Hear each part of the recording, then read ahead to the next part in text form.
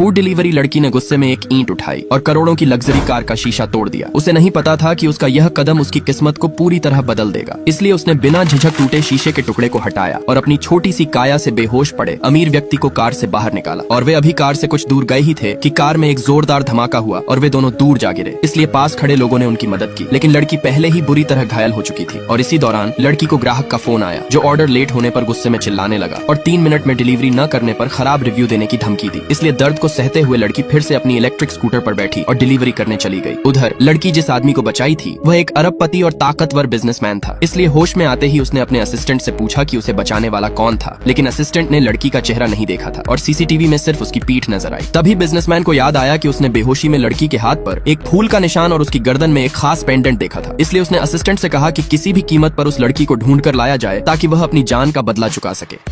लड़की को अपनी आखिरी ऑर्डर डिलीवर करने के बाद पता चला कि उसकी मां की तबीयत बहुत सीरियस है, इसलिए वह तुरंत अस्पताल पहुंची, जहां उसे डॉक्टर ने बताया कि अगर 3 दिनों के भीतर 50 लाख रुपए इकट्ठे नहीं हुए तो उसकी मां का इलाज नहीं हो सकता। परंतु लड़की के पास इतने पैसे नहीं थे, इसलिए वह परेशान होकर जमीन पर बैठ गई। लेकिन तभी उसे याद आया कि वह अपने पुराने घर को बेचकर पैसे जुटा सकती है, इसलिए वह तुरंत घर जाने के लिए उठी। परंतु अस्पताल से बाहर आते वक्त उसकी टक्कर उसी बिजनेसमैन से हो गई जिसे लड़की ने बचाया था। इसलिए जब बिजनेसमैन ने उसके हाथ पर फूल का निशान देखा तो वह उस लड़की को रोकना चाहा, लेकिन लड़की जल्दी में थी, इसलिए चली गई। परंतु असिस्टेंट ने बताया कि उसने डिलीवरी ऐप से पता लगाया है कि लड़की अपने पिता शागुआडोंग के नाम से अकाउंट चलाती है। यह सुनकर बिजनेसमैन ने लड़की को ढूंढने के लिए शागुआडोंग का घर पता करने को कहा। उधर लड़की जब घर पहुंची तो उसने देखा कि उसके पिता को कुछ गुंडों ने पकड़ रखा है, क्योंकि उसके पिता जुए में 20 लाख का कर्ज लिया था, जिसे न चुका पाने के कारण गुंडे उसे मारने की धमकी दे रहे थे। इसलिए लड़की ने गुंडों से माफी मांगते हुए कहा कि उनका पुराना घर स्कूल के पास है और वह उसे महंगी रकम में बेचकर कर्जा चुका देंगे।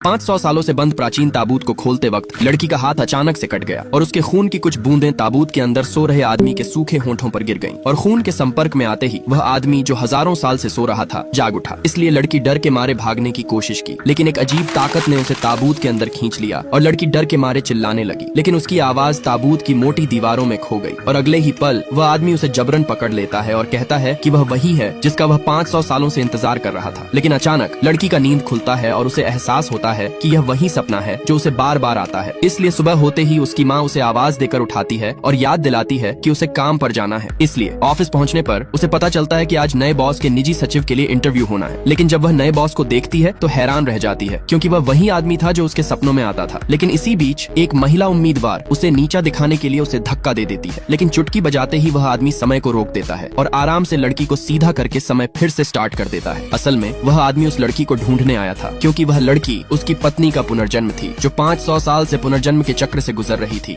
बूढ़ी दादी ने अपनी पोती को सड़क के बीचों बीच ले गई और जब उसने देखा कि एक ट्रक उसकी ओर तेजी से आ रहा है तो उसने जानबूझकर एक खाली बोतल फेंकी और पोती से उठाने को कहा और खुद सड़क पार कर दूसरी ओर चली गई। परंतु जब इस दृश्य को निर्माण स्थल पर काम कर रहे पिता ने देखा तो वह दंग रह गए। इसलिए जब बेटी ने बोतल उठाई और अपनी दादी को वहाँ नहीं पाया तो वह घबरा गई और इस दौरान ट्रक भी उसके करीब आ रहा था। इसलिए पिता ने यह देख बेटी को बचाने के लिए दौड़ लगाई, लेकिन चालक की थकान और ट्रक की तेज रफ्तार के कारण पिता और बेटी दोनों ट्रक की चपेट में आ गए और बेटी की तुरंत मौके पर ही मौत हो गई और पिता गंभीर रूप से घायल हो गए। लेकिन ट्रक के ठहराव के कारण दादी ने केवल अपनी पोती को ही देखा, इसलिए खुश होकर उसने तुरंत एक फोन किया। लेकिन यह फोन एम्बुलेंस को नहीं बल्कि एक तांत्रिक को, क्योंकि दादी ने पहले ही एक तांत्रिक से भविष्यवाणी करवाई थी और तांत्रिक ने कहा था कि उसकी पोती अशुभ है और वह पूरे परिवार के लिए खतरा है। और इस अंधविश्वास में आकर दादी ने अपनी पोती को अशुभ आत्मा मान लिया था और उसे मारने की योजना बनाई थी, लेकिन उसे यह अंदाजा नहीं था कि इस योजना में उसका बेटा भी मारा जाएगा।